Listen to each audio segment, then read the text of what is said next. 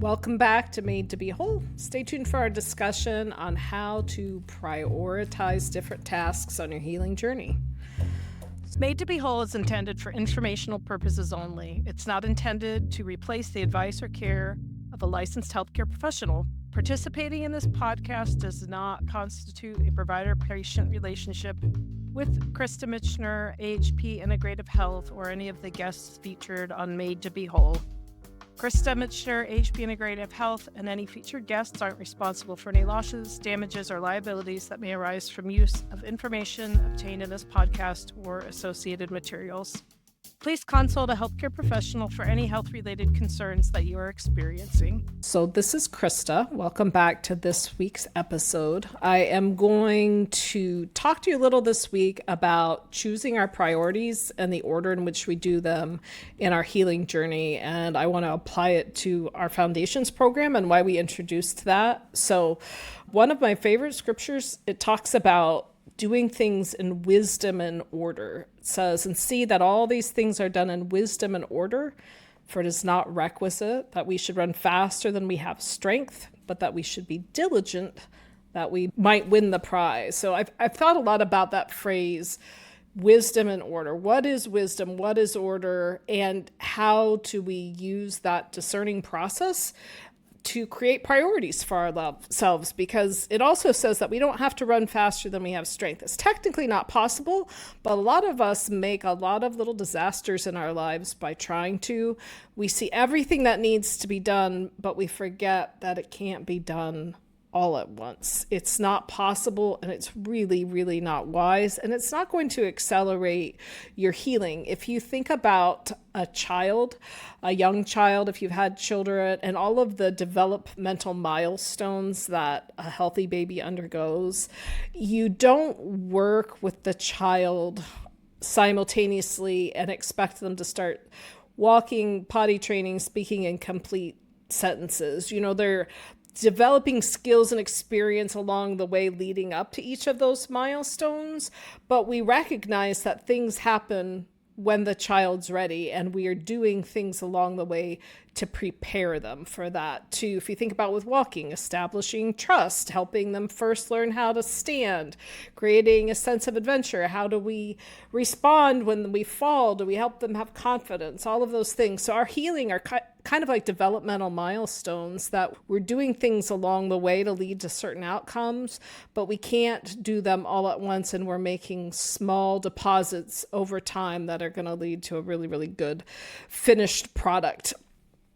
So there's also an allegory called the allegory of the olive tree that I think applies to healing. I've thought a lot about it. So it's this story where you've got the master of the vineyard who has this olive vineyard, and he's going about over an extended period of time with his servant, pruning, digging, grafting, doing all of these things to save his vineyard and to preserve the good fruit unto himself.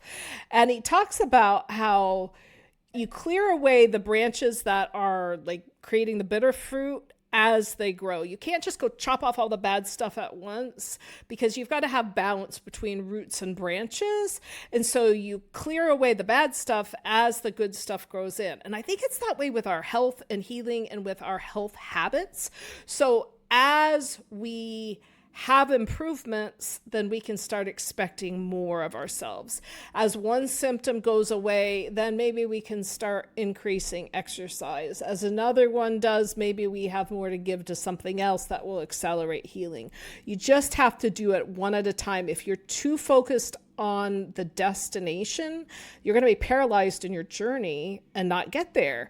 And the beauty of the Foundations of Healing packages that we do at the beginning of treatment is it helps us establish priorities.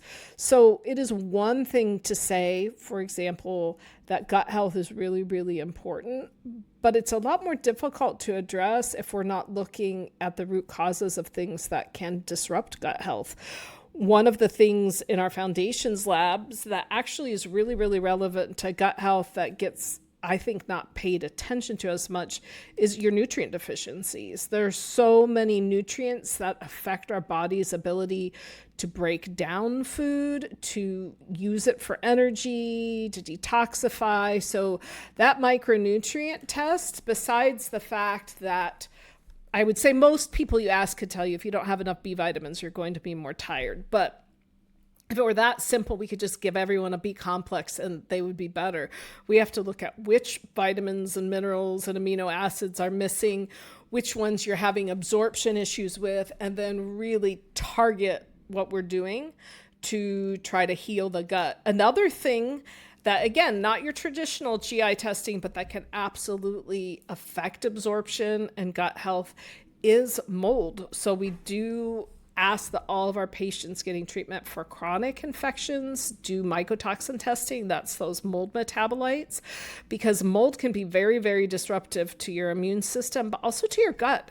So if you listen back, we had an episode with Randy Breton from InfuServe America quite a while ago, but he talked about the nasal sprays that you can use, that when we swab someone and we find marcons in their nasal passages or other toxins, if you think about, if you've got toxins here in your nose and your sinuses and your snot, what are we doing most of the time? We sniff and we swallow. Right? So all of these things may be here in the nose, but they're traveling other places and they can contribute to leaky gut. So one of the things you really need to do to heal your gut is to start with the schnoz. And if we've got toxins that are disruptive there, treating those are going to help accelerate the healing of your gut. Our nutrient testing, in addition to gut health, is really, really foundational. That's why I call this foundations, but it's really, really foundational to so many different processes of your body. As far as creating cellular energy or ATP, it's a big, big deal. There are certain things that your body has to have enough of for adequate mitochondrial function. So coenzyme Q10, outside of the world of functional integrative medicine, you mostly hear about it with patients with heart problems, or maybe somebody who is taking a statin for high cholesterol. They're told they should take CoQ10, and they should be. But CoQ10 is actually really, really important for mitochondrial function. There are some people genetically who cannot recycle CoQ10 and some other antioxidants as effectively as others, so they will need more of it. There's some people genetically who need ubiquinol, a specific form of CoQ10, instead of ubiquinone, and that's going to be really, really critical. So that can affect symptom-wise. We talk about ATP and cellular energy and mitochondrial function. That absolutely can affect your energy, so whether or not you're tired or have the strength to do something, but also very, very specific symptoms like leg pain, heaviness, brain fog, because the cellular powerhouse, the mitochondria, you have cells everywhere, they all need to work. So having that out of whack can really make things sluggish. Riboflavin, which is vitamin B2, is really critical for mitochondrial function. So is carnitine. Carnitine is an amino acid. Big, big, big deal. Some people do not absorb it well and are depleted. A lot of us probably don't have enough in our food. But why this testing can help you make big decisions, what I don't want anyone to do is listen to this podcast and say, oh, I think I have impaired mitochondrial function. I really need to go work on it. I'm going to go buy some CoQ10 and carnitine and riboflavin, or what? Look, I found a supplement that has all of those together. I'm just going to take those because I've got a mitochondrial issue. Now, you might hit the jackpot, and that might be what you're missing. But if it's not, it's just expensive pee if it's not really what's affecting things for you. One of the other things you have to work on early in your healing journey and prioritize is sleep. Sleep, sleep, sleep. I've said it many times. I'll continue to say it. If you think about when our little kids are grumpy, tired, irritable, out of control, what are the things we do? We say, okay, have they slept? Have they eaten? Do they need to go to the bathroom? Like we look at those basics, and it matters for you too as a big person. Sleep is super, super, super critical. Now, looking at foundations labs and how they could help us with sleep, there are nutrient deficiencies that can definitely play into that. So if somebody has a detoxification problem, those toxins can really mess with sleep. We need to deal with that. Certainly cortisol levels or other hormonal imbalances matter quite a bit. My husband's had a big flare in symptoms recently, so we had to go redo some testing. One of them we did is the 24-hour saliva cortisol test. And he has pretty high cortisol, but especially in the middle of the night when he's waking up. So that's really, really good evidence instead of saying, well, this supplement's good for sleep. Inositol's good, which it is. Melatonin's good, which it is. Or you could try a prescription like trazodone, which he's already taking. But in this particular case, knowing, oh gosh, this is cortisol. Cortisol's driving this, at least in part. So why don't we focus these interventions on really bringing cortisol down so this poor guy can get some sleep? Because even though things are hard when he has slept, they're bearable. When he hasn't slept, it is so, so, so much harder. And I really, really recommend a sleep first mentality. Sometimes individuals are tempted to say, well, the insomnia is a symptom of the infection, or insomnia is just because of X. I'll sleep better once I'm better. I would recommend flipping those. It's going to be a lot easier to get better when you're sleeping. Your body makes ATP while you're sleeping. Your immune system is very metabolically active at night. There's so many different things that happen while you're sleeping, especially if you have that good uninterrupted REM sleep. So don't put the cart before the horse. And I would recommend that people be very, very broad in what they're willing to do when it comes to sleep. So sometimes people say, well, I have sleep problems, but I don't want to take anything, especially if it's not natural. I would propose that not sleeping is not natural and that you need to do what you can to stabilize that. Some of the interventions you can do, if inositol is low on your micronutrient test, higher dose inositol could be really, really, really good for sleep. CBD or other hemp or cannabis products can be really good for sleep for some people. If pain is driving your sleep, obviously you've got to do something that's good for inflammation so that it can help your sleep. Low dose naltrexone is something that can click a couple of boxes. Some people find it very helpful for sleep and for pain and for mood and for the immune system. So I really like things that can do multiple stuffs. Melatonin is good for some people. Melatonin's gotten a bad rap, but it just depends again on what do you need. My husband does not need melatonin. He overproduces melatonin. His levels are really high. It's a terrible idea. Some people don't make enough melatonin, and melatonin is anti-inflammatory. It does some cool things. So again, look at the situation. Don't be afraid of prescriptions. Some of them, I believe, are safer than others. You have to have an honest conversation with your prescriber, but not sleeping for an extended period of time is not an option if you want to get well. So put that at the top, not the bottom of your list. One of the next things that you need to do after you've worked on your sleep, your nutrients, your gut, is identify and remove toxins. Now, the reason I don't put that at the very beginning is because if you try to start dumping toxins and detoxing, but you have nutrient deficiencies that are impacting your detox pathways, you're just going to get sicker and it's not going to be as effective. So there's a reason that even though that's important, it's not the very, very first thing you do. So clearing toxins is really, really important. We have urine tox screening that can help us identify mycotoxins, which are mold, but also other environmental toxins because we're exposed to a lot of stuff in our modern world.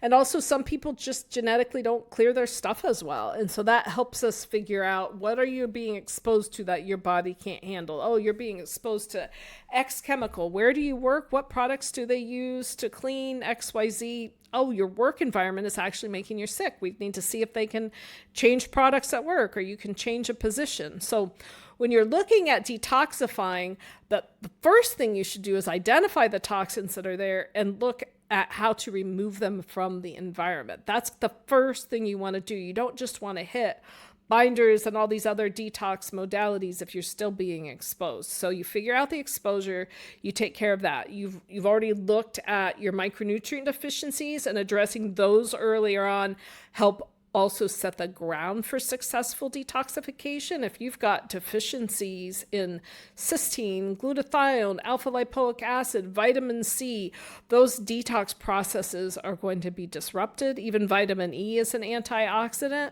So the fact that you've addressed those first is going to make this extraction that we're working on a lot easier.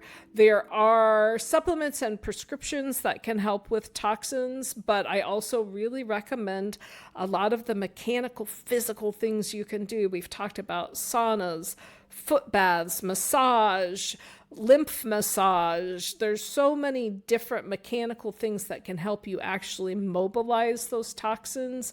I think having a much more comprehensive approach is going to be more effective and more gentle for most people. Then is when you want to really start hitting infection. Infection is at the top of everyone's list, but taking a few months to get the gut, the nutrients, the sleep, looking at the sources of toxins is going to make this treatment more effective and more tolerable. You're going to have less die-off and less severe die-off if you've done those things first. If you do have die-off that's uncomfortable because you have built up your body's reserve, it's not going to last as long. And like I said, it's not going to be as intense. So there are situations in which we do treat infection higher at the top of the list. Some of those would be somebody who is acutely ill. I mean, if you just got bit by a tick and became sick, I'm not wasting 2 months. I'm going to start the nutrients and everything else then, but I'm going to jump on it right away because we know early treatment matters. But if you've been sick for 10 years, give me a couple months to get some other things settled down. I promise your outcomes will be better.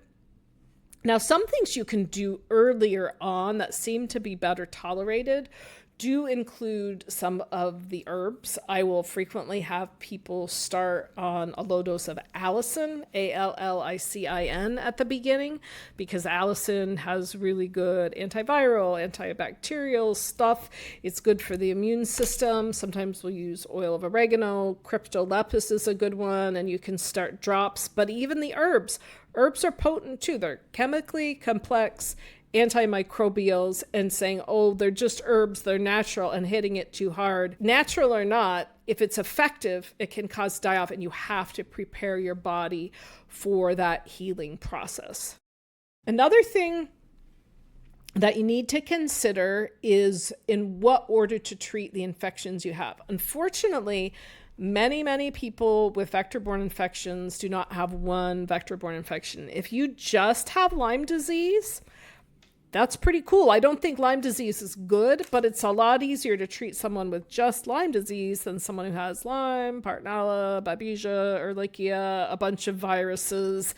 It's just a lot. So how I personally prioritize, and I don't think there's a right and a wrong, all providers should do what Krista does, but I personally prioritize using two main metrics. The first is, what infection do I think is causing most of their symptoms right now? If I have someone who has, say, Lyme, Barton, Babesia, but they have like a really, really high amount of anxiety, OCD, paranoia type stuff, and they're tight and anxious and they can't sleep, I just think, well, obviously all of those infections could contribute, but that's a pretty Bartonella heavy presentation. And especially say they've got foot or shin pain too, because those are pretty Bart specific things. So in their case, I say, I'm going to prioritize the Bartonella as my starting place. If they have a lot of air hunger and heaviness and fatigue, or night sweats, and they just feel like they can't move and everything's like sludge, I tend to think Babesia could be one of the main drivers here. I think Babesia is the most logical place to start for this person. The other thing that I tend to do, even though this may be anti-intuitive to some people, I tend to try to treat narrowly at first. Now, My thinking is, yes, there are some medications, both natural and prescription, who treat a broad range of infections. And that is cool and convenient. But at the same time, what if I start you on doxycycline and you have Lyme, Ehrlichia, Anaplasma, Rickettsia, and I just start with high dose doxycycline? That might be more than your body can handle, because you could be triple or quadruple herxing. If I give you something for Babesia that just treats Babesia, you're going to have Babesia die off, but I'm not going to be triggering Babesia / Bartonella / Ehrlichia / Lyme, like all of these things together. So I try to go a little narrow too, especially if somebody's kind of weak or frail. I really don't want their body to have imposed on it more than they can bear. And so for Babesia, for example, I have a lot of options, herbal and prescription, that are liquid, so I can start really slow and titrate up. So we try to take a good comprehensive view of your presentation. How are you feeling? How severe are the symptoms? What do we think is driving it? And where do we start? And then how fast we progress, at least in my practice, is largely up to you. There are some people who either tolerate treatment really, really well. They do these dose increases and they're doing okay, and they just want to keep adding to it, and that's fine. There are other people who, it may not be that they're tolerating it well physically, but they may have a life situation where if they're really sick for 2 weeks, every time they add something, they have someone at home who's going to make them dinner, and they can drag themselves to work and come home and crash, and they don't have little kids running around they have to take care of. So their situation allows them to be a little more aggressive. If that's what someone wants to do, that's fine with me too. I'll support you. You just have to look at your situation and what you can handle logistically and emotionally, and what you have the support for. And it's always that leap of faith. We talked in our last episode about what's the worst thing that could happen, and people get really, really caught up with that. Oh, I'm so afraid to start X thing because I've heard it just causes brutal die-off.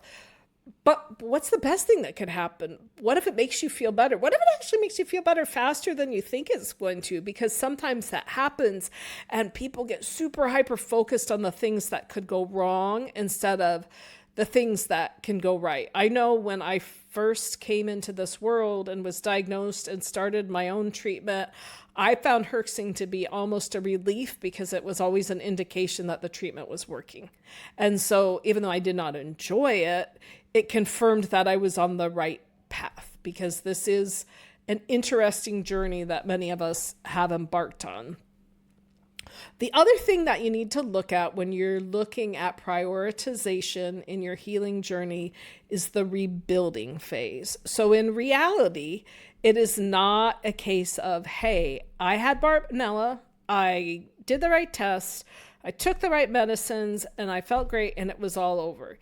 Even once you're better, even once you've got improved symptoms and hopefully normalized labs, you're not going to be 100% of the time, most of the time, because we've asked your body to do some big, big stuff. And so there is a rebuilding phase. Think of it analogous to something really concrete and physical, like a surgery. There may be someone who absolutely needed a hip replacement because their hip joints were so deteriorated that they just were not functional and weren't able to be mobile. Nobody in their right mind expects to go into surgery, get sliced open, have a fake hip or two put in, and then hop up and start running a marathon. You're setting yourself up for disappointment. People recognize, okay, I'm doing something good for my body, but I'm also creating some adverse conditions that are going to have to be overcome because I'm getting sliced open. So I've got to recover from the slicing open. And then I have to recover from all the years of wear and tear and physical deterioration when I wasn't able to be as strong and active because of these bum hips. So they know, okay, there's the immediate post-surgical recovery. There's the physical therapy helping with the recovery from the actual trauma, but then there's the rebuilding. There's the creating new habits, becoming stronger, doing the things you couldn't do a little bit at a time. And I think for most people, successful healing isn't something you can look back and say, oh, what a difference a week has made. Sometimes you see a little difference in a month, but I really, really like looking back over longer periods of time, especially if you have any sentinel events in your life that you can tie it to. I've mentioned before, but one of my big measuring sticks for my own healing is the annual ILADS conference, because it's something I do once a year at the same time of year. And I have very distinct memories of my physical condition at each of these conferences. So the first conference, where I hadn't even been diagnosed yet because I was just there to learn about this new world I had discovered with chronic vector-borne infections, I had horrible anxiety. I was almost paralyzed. Travel was very, very difficult for me. It was just like brain on fire, this rigidity. And that's how I used to be all the time, especially in new situations. The next year, I had started treatment and my insomnia was so bad. It was the worst it had ever been. Like, I walked, I don't know how many miles. I had with me my CBD gummies, my trazodone. I went and bought melatonin. I went and bought Benadryl. Like, I was taking everything because I was trying to just get like an hour or two of sleep a night. It was insane. The next year I went, I didn't have sleep stuff. I didn't have anxiety, but I believe that's when I had started tafenoquine, and I just had some weakness where I would make it through the morning sessions and then I had to go lay down. But things were working better cognitively. The next year, I think I had a UTI. So I'm going on and on and on. But my point is, I can look back, even though I may still have things that I make a mental note of, since that's kind of my landmark for measuring progress.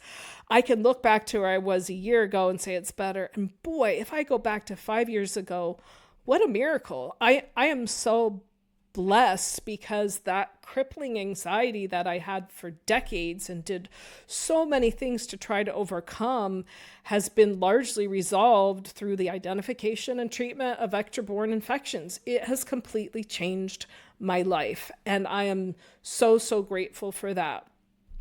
Do I still have to travel with my heating pad, my sauna blanket, sometimes my foot bath, and a whole bag full of supplements? Yes, I do have to do that. I cannot just meet people and say, hey, we're going to go out tonight and hang out. It's going to be great, and stay up late and socialize and then come to the conference. I eat my dinner. I go to my room. I read. I rest. That's how I have to function, but I'm able to do it.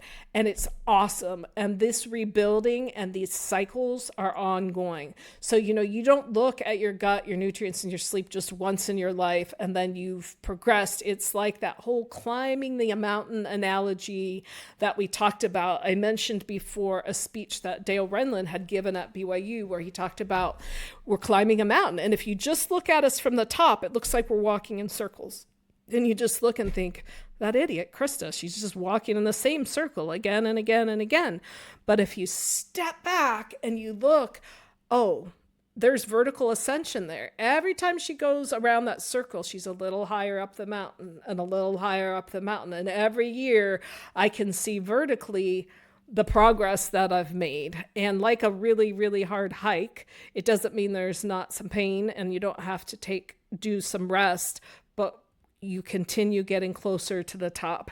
And if you stop, that's your choice, but you're not going to progress. You're not going to progress. And I think what we can learn if we choose to from any challenges in life, whether it be a health challenge like Babesia or any of these other infections, or a relationship challenge or a financial challenge, we learn a lot about ourselves, and we learn that these processes of evaluation and improvement are ongoing, and we keep looking. You clear away the bad a little at a time. You add new good habits a little at a time. It will balance out and you will get there. And it's okay if not everyone sees how hard it is, if not everyone sees how hard you're working or how much progress you've made. I really hope and pray for each of you that you have one person in your life that can be that support for you and that sounding board. But please don't despair if a lot of the people in your life don't get it. It's okay. it's not you. It's okay. There are people who are not compassionate or who just haven't had life experience that has taught them some of the things you've learned. I know there are a lot of the lessons that I've learned in life. I don't know what I'd be like if I hadn't gone through certain types of suffering or people close to me hadn't. So you've got to give a little bit of grace for people who haven't been there or who haven't had good problem solving modeled to them or compassion modeled to them. It's okay. It's okay. But I hope and pray that you each find your person, that you find physical, emotional, and spiritual practices that buoy you up and keep you on the path. Remember, it's okay to stop every once in a while, sit on the trail bench while you're on your big long hike, but don't go back. Sit and rest, rehydrate, do what you need to, but then stand up and keep going because you will get there. It's hard, but there's no reason to not have hope because you were made to be whole. Have a podcast question or suggestion? Text or call us on the podcast info line at 330-439-0686. Thank you for spending time with me today. If you like what you hear, please subscribe to be notified when new episodes release. And remember, you were made to be whole.